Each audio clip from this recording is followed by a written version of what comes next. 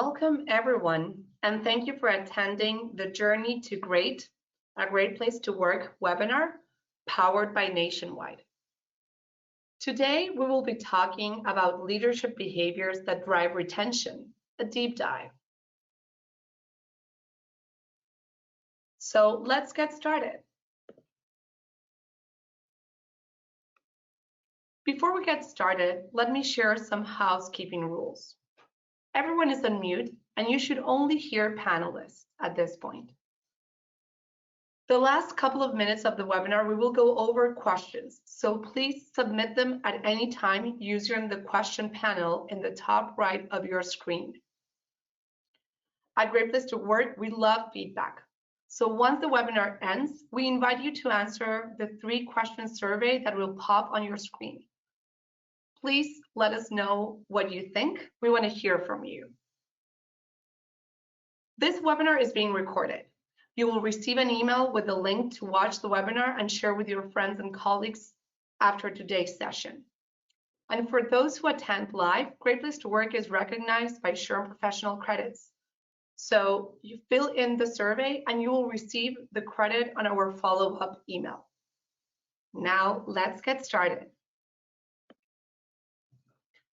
Welcome everyone. I'm Ceci Riva Mosquera, Demand Generation Director at Great Place to Work US. I've been with Great Place to Work for more than 15 years, not only because this is a great place to work, but most importantly, because I believe in the work that we do and the positive impact it has on people, organizations, and our environment. I'm based in Buenos Aires, Argentina, and here today, I'm joined by a great professional. She helps decode the psychology behind high-trust workplaces using Great Place to Work's extensive database on employee experience. She's the senior editor at the Great Place to Work company culture blog and newsletter. She has co-authored reports such as Women in the Workplace and The Power of Purpose at Work, and her profiles at Best Workplaces featured in Fortune. Claire's latest white paper draws on 3 decades of employee surveys data to give HR leaders strategic guidance on nurturing trust, inclusivity, and growth within their organizations. You can read more insights from Claire and other writers at Great Place to Work on our website. Thank you, Claire Haswell, Content Program Manager at Great Place to Work, and my amazing colleague for joining us today. This is yours, Claire. Thank you, Ceci. Welcome, everybody. So if you're here today, it's probably because you know that a company's greatest asset is a loyal workforce. And you've probably heard the common saying that people don't leave bad jobs, they leave bad managers. Well, our research has told us as much is true. And if you can think back in your career, you can probably think of a time when you've had a pretty bad manager and thinking about what it was about that manager that made them really awful. But what about when you had a really great manager? What were those defining qualities that made them a really great boss? Well, by the end of this webinar, you will know what those defining qualities are that make a great leader. And you also know what actions that you can take and also coach your leaders to take that will influence employees to stay long term without having to invest in expensive benefits or crazy perks. And also what we'll give you here today is a one-size-fits-all approach. So the tactics that you'll learn apply to all industries, all departments, all roles, all demographics. And I know that we're all very time poor, so I'll give you the areas that you should prioritize because it's not going to be effective to try and boil the ocean. So you'll know what areas to prioritize for empowering your leaders as well as your own leadership. And I'll give you the tools to measure these metrics in your workplace. At Great Place to Work, we've been partnering with companies like yours for more than 30 years to help them understand, measure, and improve their company culture. And in those 30 years, we've learned a lot about the employee experience and what defines a great employee experience. And the truth is that that has not changed much at all over the past 30 years. What we defined back then still holds true today. And this is reaffirmed by the millions of employee surveys that we do every single year through our Trust Index survey. And if I could put it into a nutshell, it would be trust. A great employee experience is defined by one where employees trust the people they work for, they take pride in the work that they do, and they enjoy the people that they work with, which is another way of saying camaraderie and belonging. And this experience is true for everybody. So not just people who are in the leadership team, not just people who are in the head office, but everybody, no matter who they are or where they work in your organization, has this experience. And this is what we call the Great Place to Work model. And this model is really the lens through which we measure and help assess certified great workplaces. Now, I know that this is very conceptual, so that's why today I'm going to break it down for you into tangible, everyday interactions that really can make and break this trust in every workplace. And these are called the 9 high trust leadership behaviors. And if you hang around a little bit longer, we'll give you a downloadable asset with all these leadership behaviors. So the first one is listening, and listening is really at the center because, well, without listening to your employees, it's kind of like trying to read tea leaves. So understanding and having empathy for your employees really starts with listening, and that's why we invented the Trust Index survey as well. Sharing. So this is making sure that all employees feel like they have a stake in your company's success, and also making sure that your employees feel like they have the same access to opportunities as everybody else. Celebrating, not to be confused with employee recognition. Celebrating is about acknowledging and rewarding those people in your organization who really embody your company's mission and also help you move the needle on that mission. Hiring and welcoming. So this is going beyond your typical onboarding practices and really making employees feel like they were anticipated from day one. Caring. This is being supportive of employees, both professionally but also personally. So that could look like supporting them to reach their career goals, and on a personal level, it could be supporting them in terms of workplace flexibility so that they can also, achieve goals at home. Speaking. So this one is about having clear, transparent, and consistent communication so that all employees feel informed and also understand how their roles are valued towards your organization's goals. So developing. This is investing in employees' growth and development. Really, really critical. Inspiring. This is the ability of leaders to really connect employees to a sense of purpose or a bigger picture beyond the daily grind. And finally, thanking. And this is the employee appreciation part. So this is about showing gratitude and giving thanks to employees and acknowledging their unique contributions that they bring to your organization. Okay, so we're going to open up the poll now. We have a question for you. Which of these 9 high trust leadership behaviors do you think has the biggest impact on retention? They all impact retention, but one has the largest impact. So Ceci's opening up the poll, so let us know what you think is the biggest one.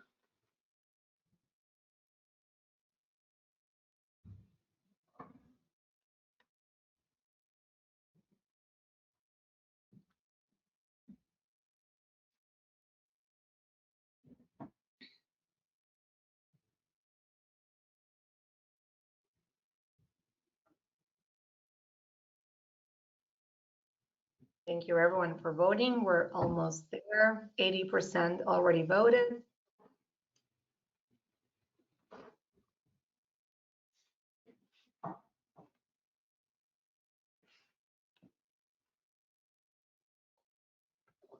We'll give you a couple more seconds to see if we can get at least 90%.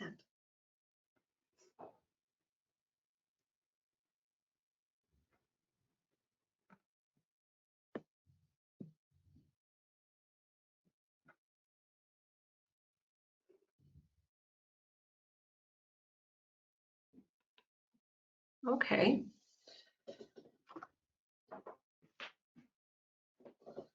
We're closing in 5, 4, 3, 2.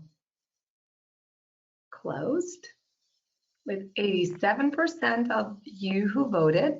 So thank you, everyone.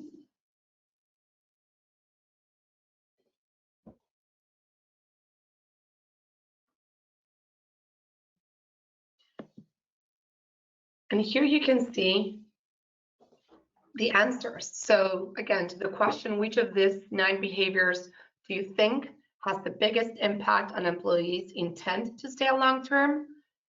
51% of you answered listening. Interesting. 25% of you said developing is one of those areas. And then followed up by inspiring, 13%, hiring and welcoming, 6%, and sharing, 4%. So Claire, tell us, what does this mean? Thank you. Thank you everyone for casting your votes. So if you selected hiring and welcoming, then you would be correct. So this is based on feedback we gathered through our certification program of more than 700,000 employees. And the biggest impact on retention was hiring and welcoming, followed by inspiring. And so while we only have a short time today, I'm going to focus in on those top 2 biggest drivers of retention: hiring and welcoming, and inspiring.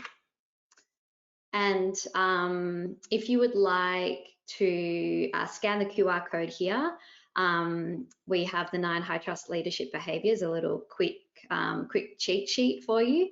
You might like to put this on your desk or your desktop. And if it was my choice, I would use this as a foundation for my own leadership training and performance metrics at my company.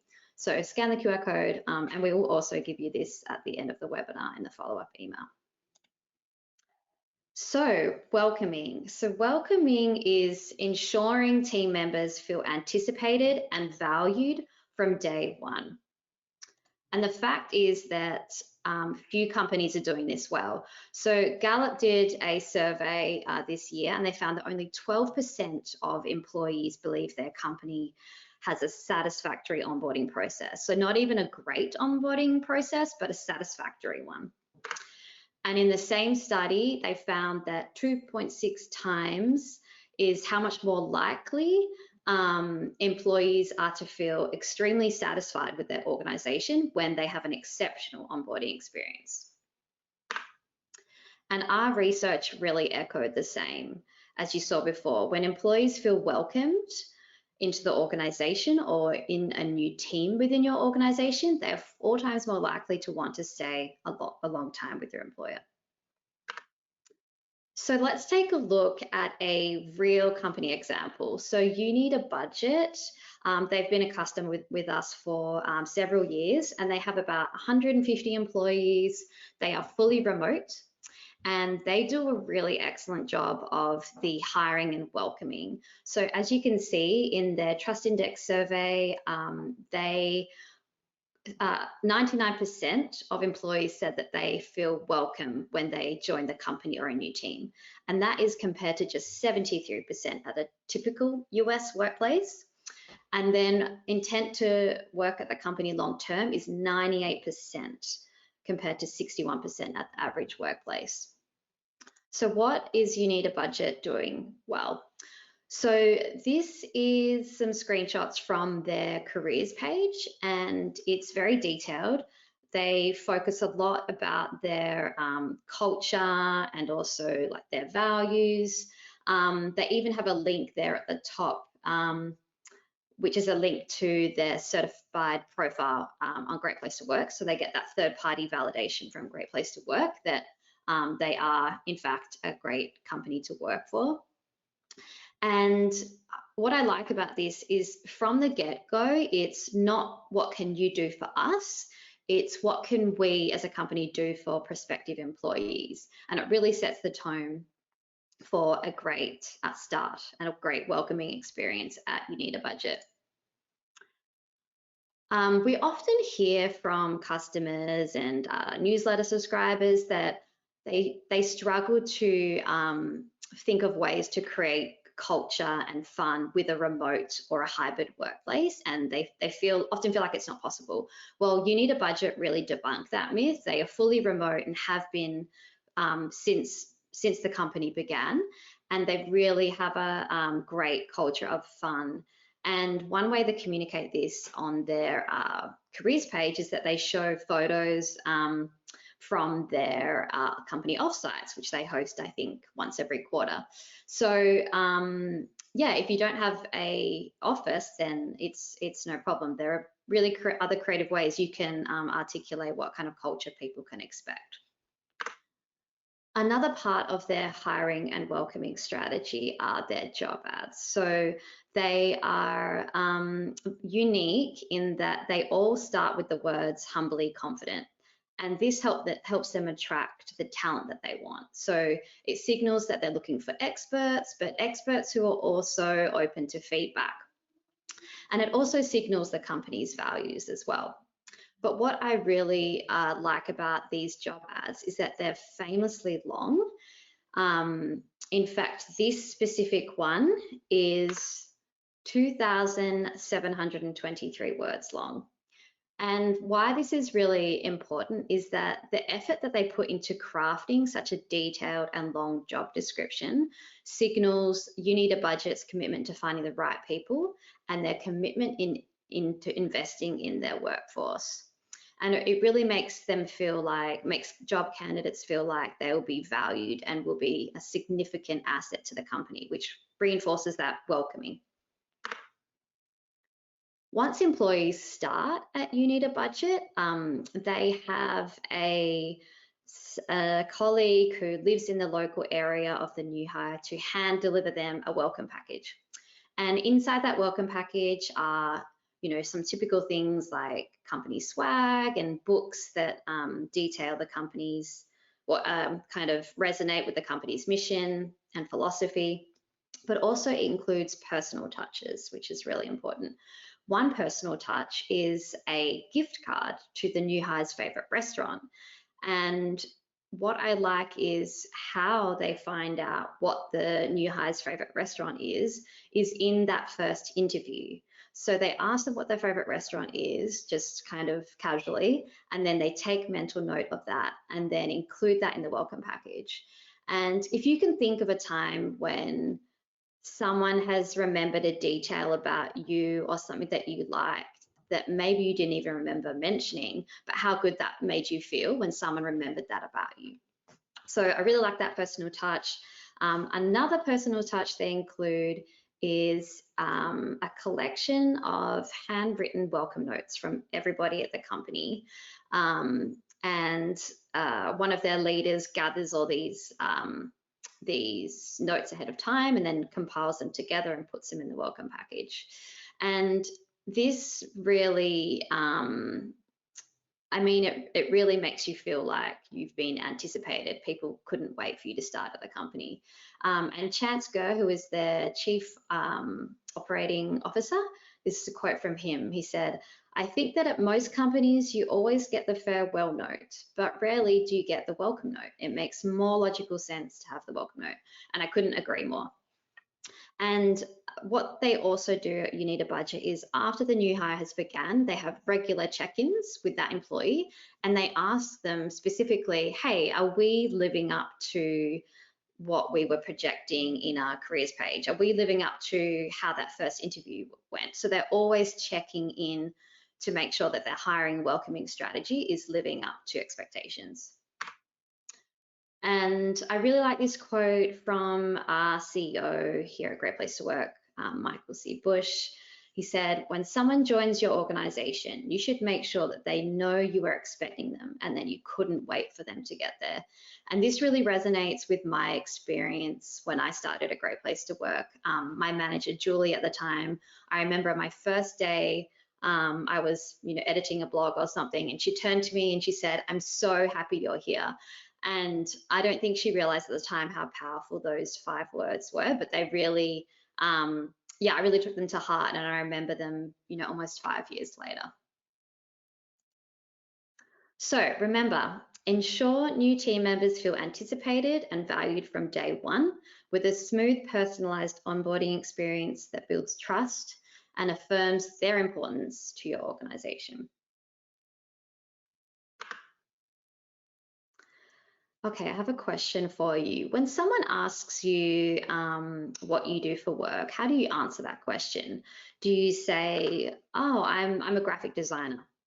Or do you say, "I work at whatever company name it is"?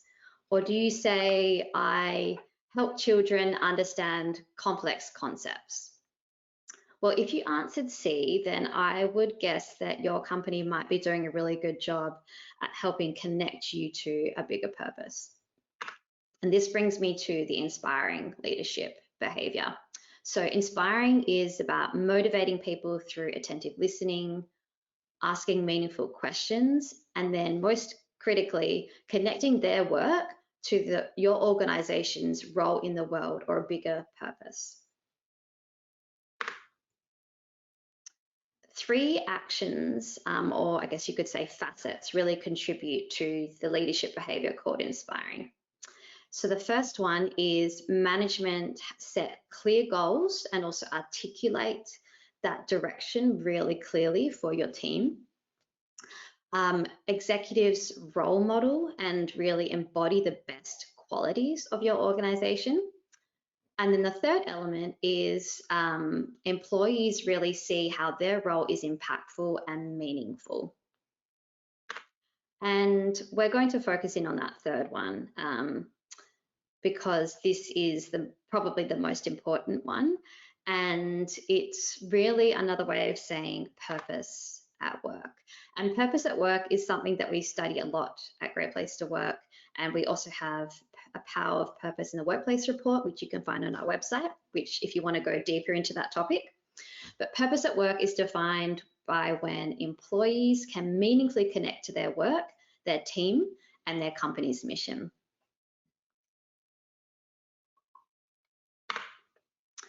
Okay, has anyone here seen The Bear?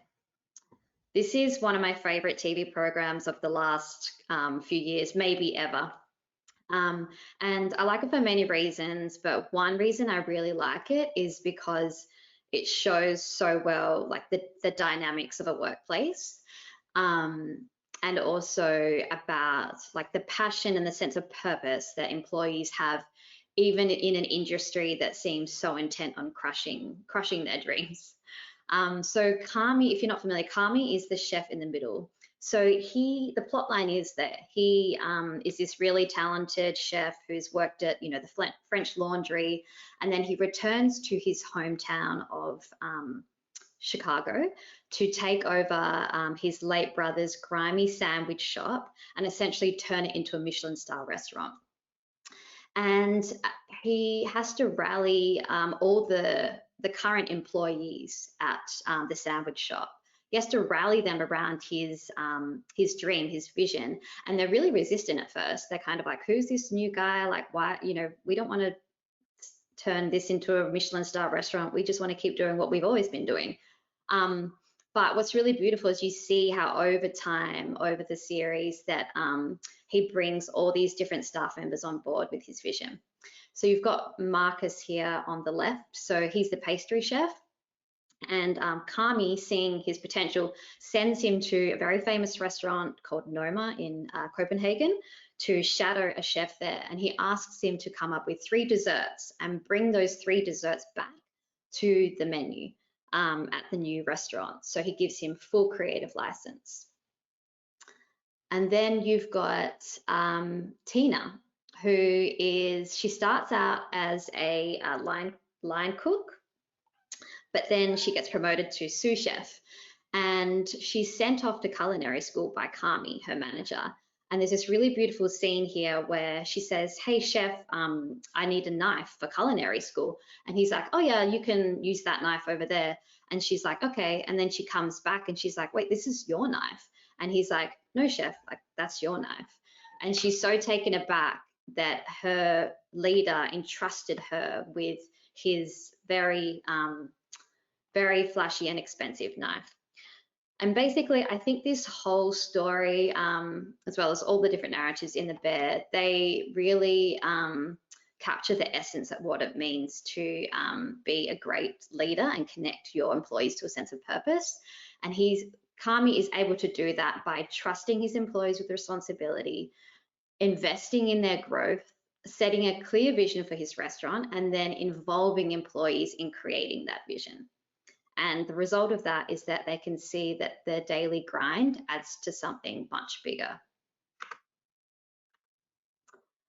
So why does this matter? Well, as I showed you before, when employees feel like their work has special meaning and they make a difference, they are almost 4 times more likely to want to stay long-term with your company.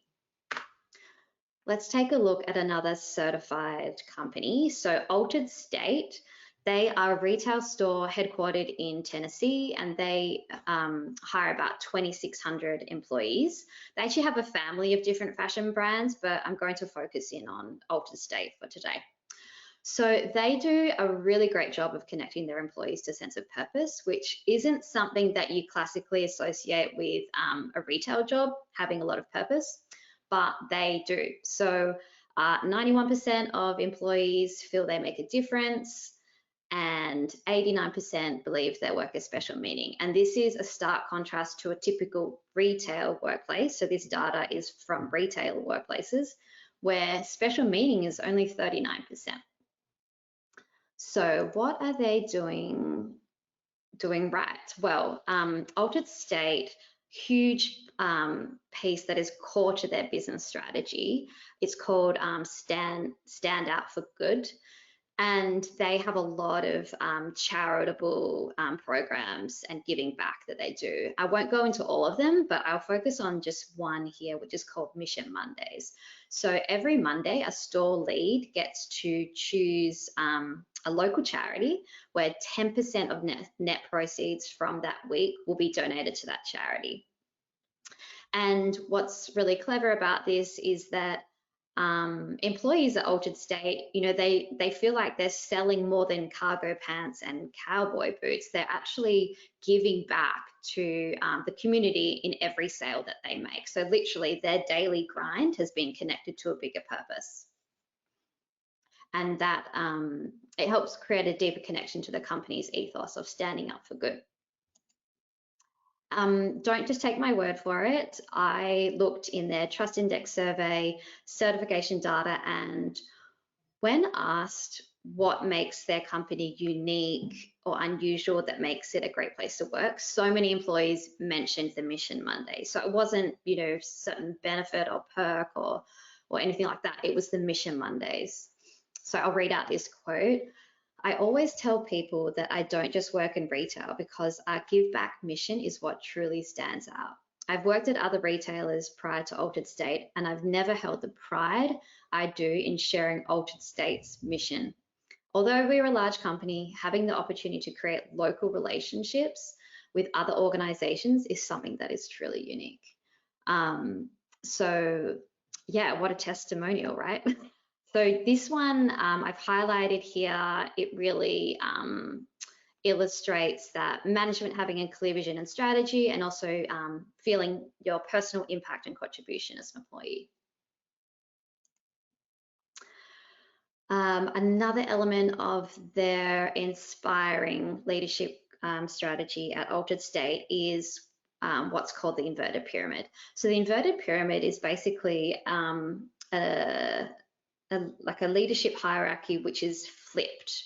So flipped from the traditional hierarchy where you have senior leadership at the bottom, and then as you work your way up, you have frontline staff and customers right at the top. And this really helps Altered State promote that every employee's role is crucial to the collective effort to serve and uplift the community.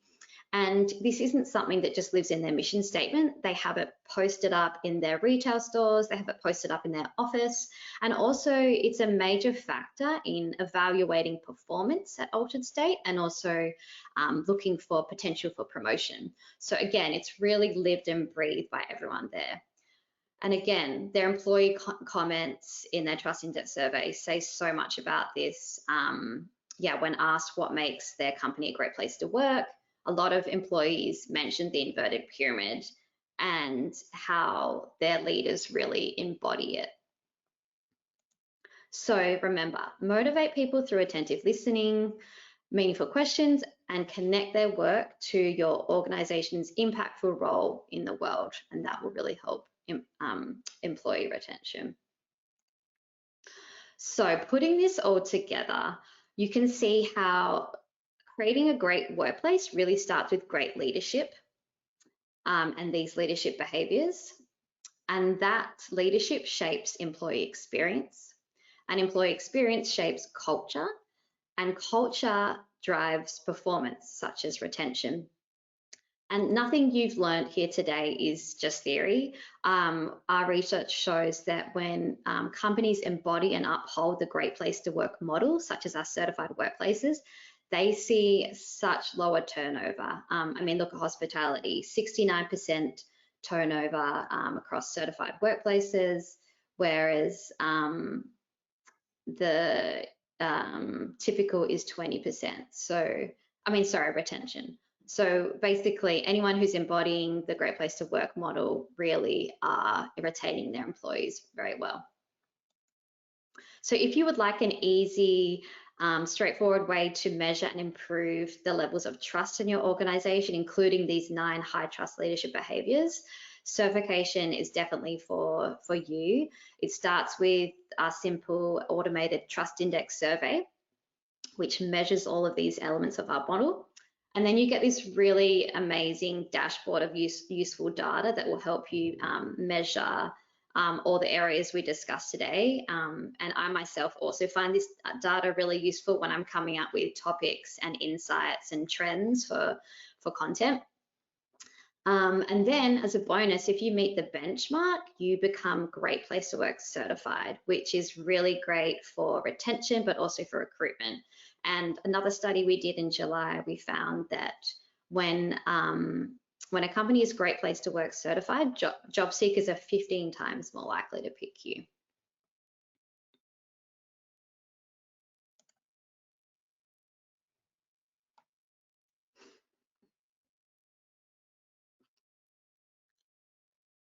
Okay. Ceci.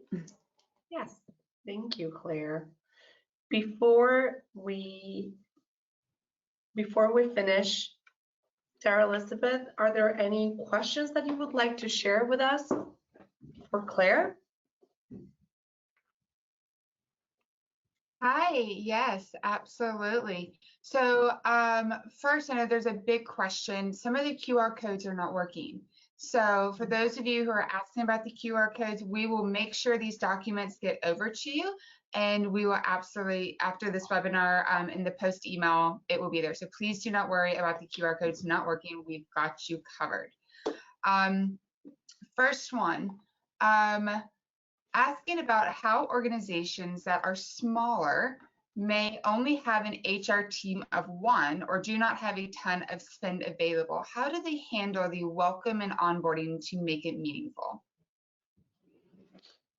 How does a small organization handle welcoming and onboarding to make it meaningful? Yes, so maybe they are one team of 1 person, or maybe they have a very, very small budget. Yeah, I think you don't have to have a large budget. It's really about making that person feel valued and anticipated. For example, like the example I gave of my own personal experience, my manager just said to me, "I'm so happy you're here." So it's really about thinking, like acknowledging employees when they begin and making sure that they feel valued when they begin. And personalization is really important too. So it doesn't have to be like a personalized, expensive restaurant voucher, but I think there are ways that you can find to do personalization that don't have to cost a lot of money. Yeah, and I think also getting other members of your team who may not be working in HR on board by showing them the data that look how important it is to have a really great welcoming strategy. And also you can coach leaders on making sure that they know how important it is to acknowledge like when someone's begun at your organization and making them feel welcome. And I will also add another little tip is having like a new hire buddy is really good. We do that at Great Place to Work, and it really feels like you're getting that one-to-one like attention from someone when a small team can't afford to do that, or maybe a really busy manager can't afford to be checking in with all their new hires all the time. So assigning new hire buddies can also be a way around that. That's great. So we have another question is, how do we get the leaders of the companies on board with all of this information that you've presented today, especially in the 9 high trust leaderships, when they don't even attend? And I'm assuming that they don't attend these types of events or just events in general. Yeah, I think again, being able to draw that clear line between employee experience and performance indicators such as retention, turnover, like those graphs that I showed you earlier in the presentation. These are really compelling.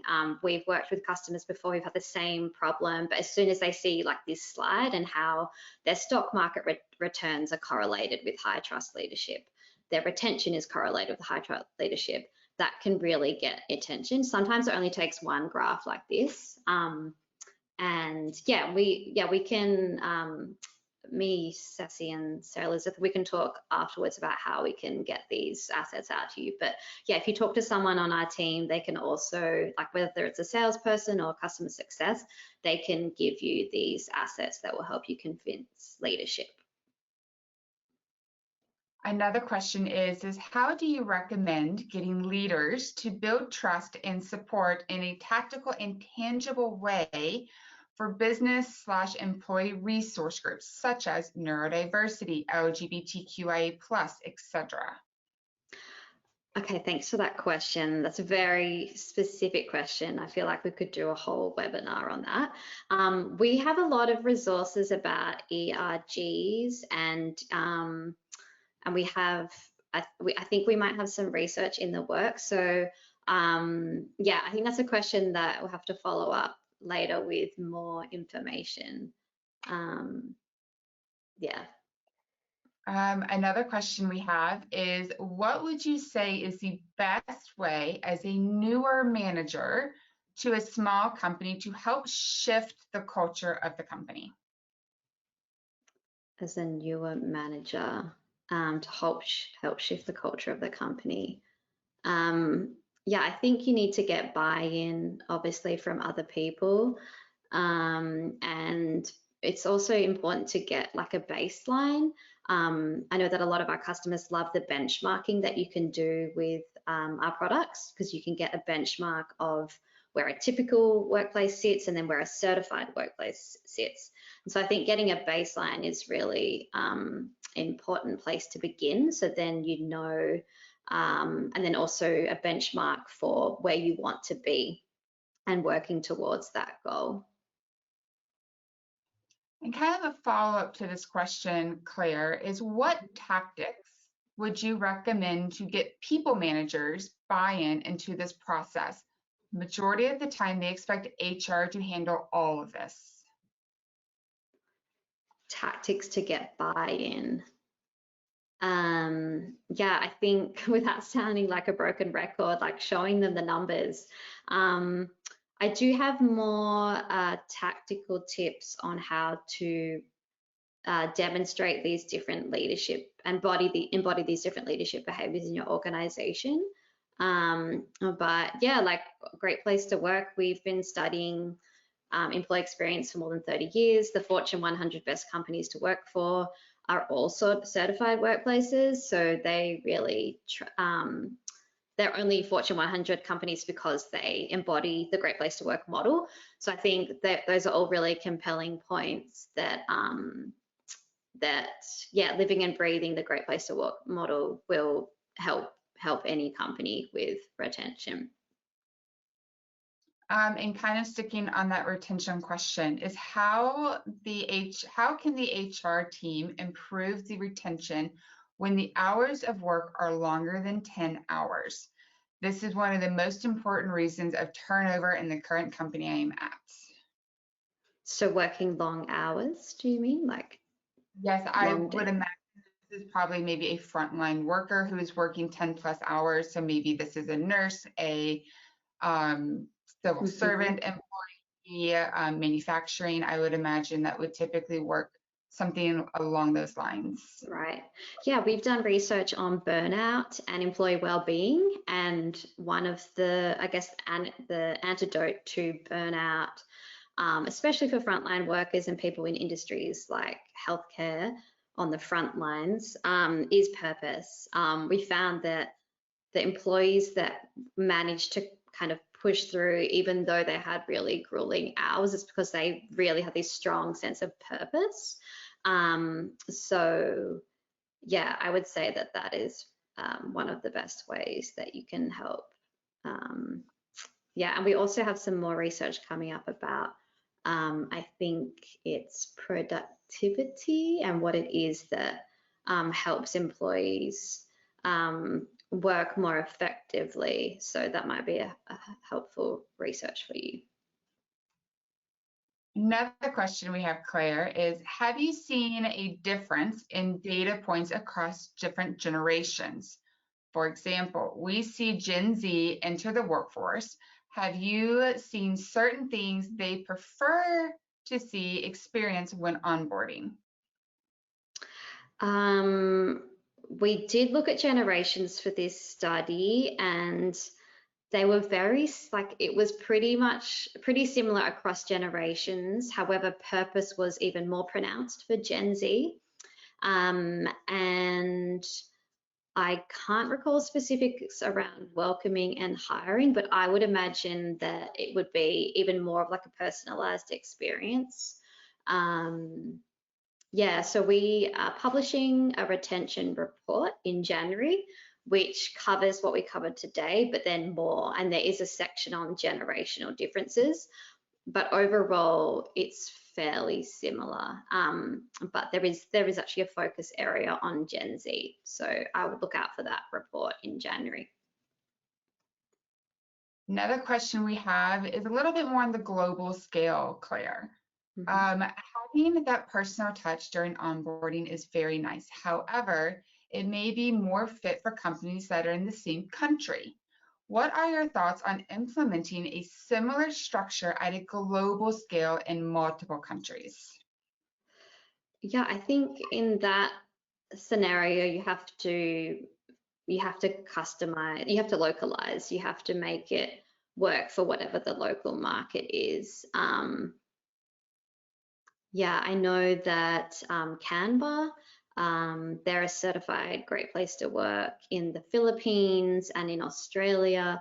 They have a global workforce, and I remember interviewing one of their HR managers, and they had some really good ideas about onboarding, and it was all very remote, but I'm not sure if it was applied to their global workforce.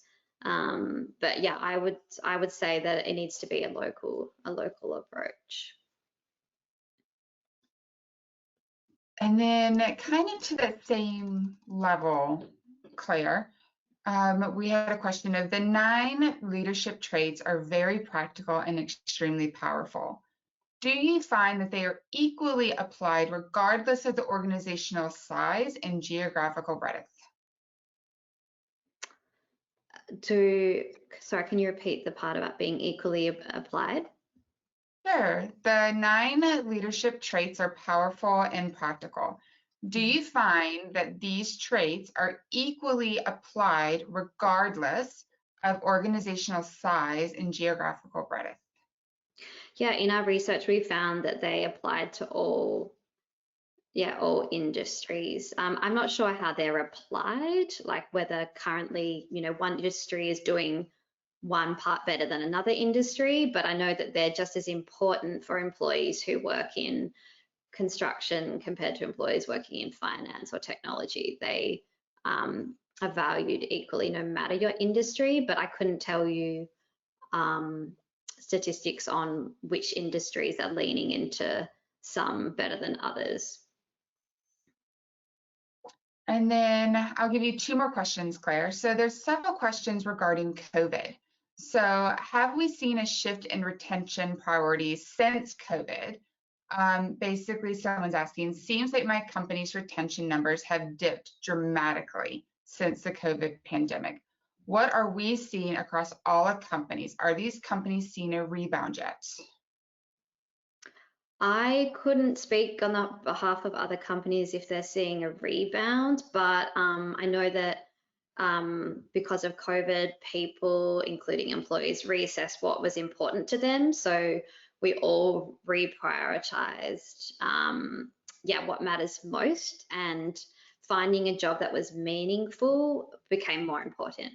So I would definitely focus on that one. And obviously it's one of the biggest drivers of retention, as you saw earlier.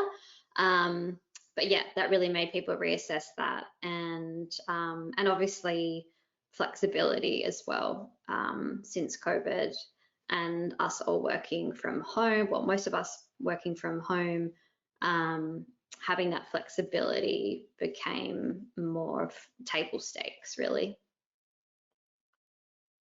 And our last question we're going to do today, Claire, is what other strategies of personal touches can we give to the new employees? Can you give us some more examples? This section was really great, but would love to hear some more ideas. For new hires, Correct. yeah, I can try and think of some off the top of my head. The new hire buddy system, which I mentioned before, it's really great. It's worked for us really well, and I know that you need a budget also have the new hire buddy system. And the bonus with that one is that you're not only helping those new hires kind of get adjusted and also be onboarded to the culture more quickly, and also having that person to go to with those, silly questions. It's also great for the person who's doing the mentoring, because it makes you feel like you're helping, right? Almost gives you a greater sense of purpose in a way. So yeah, new hire buddies are really successful. Also, I think something that I've seen done for remote workplaces is doing kind of like an induction questionnaire where it's about getting to know employees. So asking them what their likes and interests are, or their hobbies, and that helps get to know employees on a personal level, and you can use those down the line for other personalized touches. Yeah.